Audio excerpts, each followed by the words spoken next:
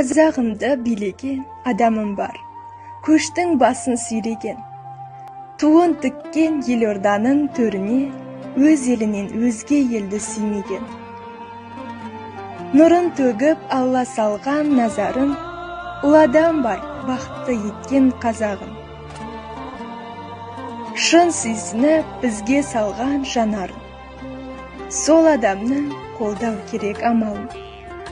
Барын салған, жанын салған біз үшін, алтын жарқын қазағымның жүз үшін.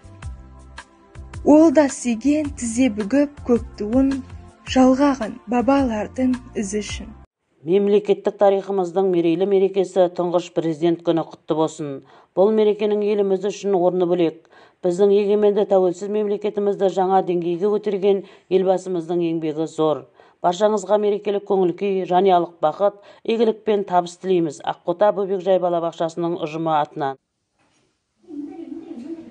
Ардақты ағайын, еліне сенген еліміз бен елбасымыздың мәртебесі әлем елдері алдында мәңгілік биіктей берсін.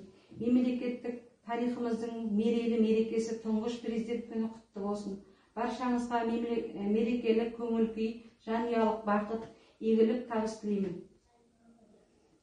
Қадірлі жерлестер, 1 желтоқсан біздің тарихымыздың жаңа ақ парағы ашылған күн. Тәуелсіздікті тұғырына қондырған, елді ерлікке жеткізген ұлт көшбасшысы 1 желтоқсанда ел тізгінін ұстады. Осы күні президенттік институтқа қадам бастық. Тұңғыш президенттің бастамаларына қолдай жасай отырып, еліміз көп биіктерді бағындырды. Мемлекетіміздің әлем елдері арасындағы абыройы уақыт санап артып келеді. Бұның барлығы да бүгінгі тәуелсіздігімізді тұғырлы ету жолындағы тұңғыш президентіміздің елбасының еселі еңбегінің көреген жасампаздығының жемісі. Көк тудың желбір